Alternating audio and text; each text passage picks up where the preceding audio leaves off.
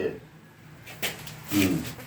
10th class का geography विषय, उसमें डिजास्टर मैनेजमेंट वाला एक भाग है। तो उसमें का एक प्रश्न है कि भारत को कितने भूकंपीय पेटी में बांटा गया है। माने भारत को कितने भागों में बांटा गया है भूकंप की आवृत्ति और तीव्रता के हिसाब से। माने कुछ एरिया भूकंप के लिए खतरनाक है, जहां बार बार भूकंप आता है या भूकंप आने की संभावना ज़्यादा होती है, और कुछ एरिया हैं जहां भूकंप से होने वाला खतरा बहुत कम होता है।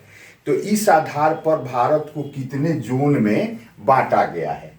इसका उत्तर है कि भारत को माने भूकंप की आवृत्ति और तीव्रता के आधार पर 5 जोन में बांटा गया है। 5 गो जोन में बांटा गया है।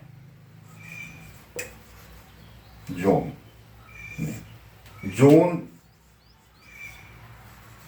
1 इसी तरह से है, जोन 2 और जोन 3, जोन 4 और जोन 5।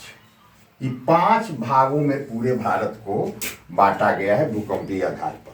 सबसे कम जहां भूकंप का खतरा होता है उसको हम जोन 1 में रखते हैं।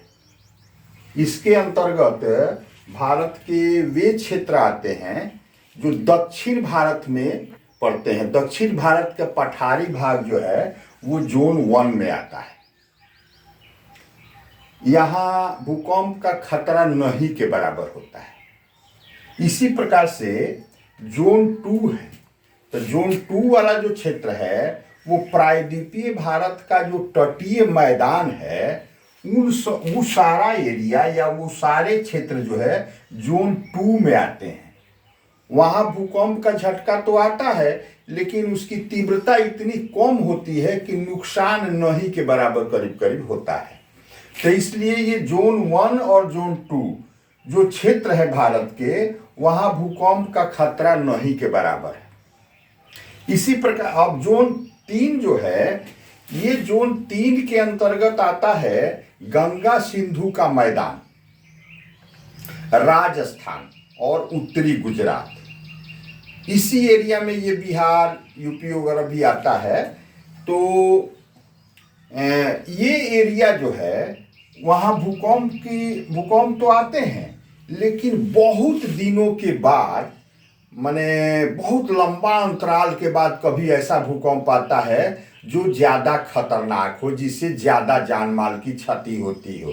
जैसे 1934 में बिहार में जो भूकंप आया था उससे काफ़ी नुकसान हुआ, उसको याद किया जाता है नुकसान के हिसाब से।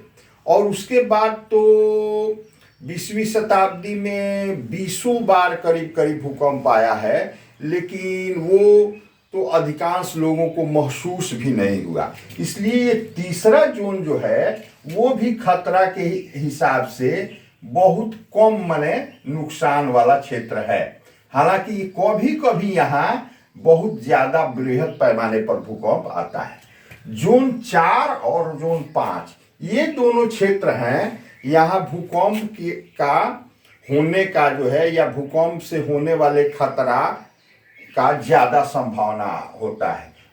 जोन 4 जो होता है उसमें उसके अंतर्गत आता है शिवालिक पहाड़ी वाला क्षेत्र और उत्तरी बंगाल का क्षेत्र, असम की घाटी, और ये है पूर्वोत्तर भारत और अंडमान निकोबार द्वीप समूह वाला क्षेत्र। ये सभी क्षेत्र जो है जोन 4 में आते हैं।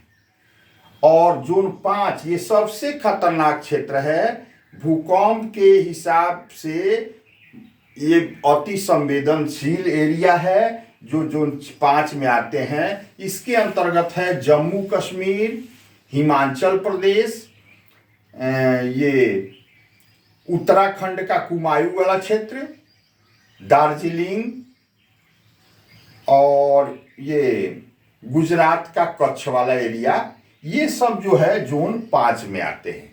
तो इस तरह से पूरे भारत को भूकंप के तीव्रता और उससे होने वाले नुकसान के आधार पर 5 जोन में बांटा गया है, जिसमें एक जो 3 तो कम खतरनाक होते हैं, एक में तो और 2 में तो भूकंप का कोई नुकसान होने का संभावना नहीं के बराबर होता है, 3 में कभी कभी भूकंप आता है खतरनाक, और 4-5 जो जोन है उसमें भूकंप के ज्यादा संभावना होती है कि यहाँ तीव्रता वाला भूकंप आता है या आ सकता है।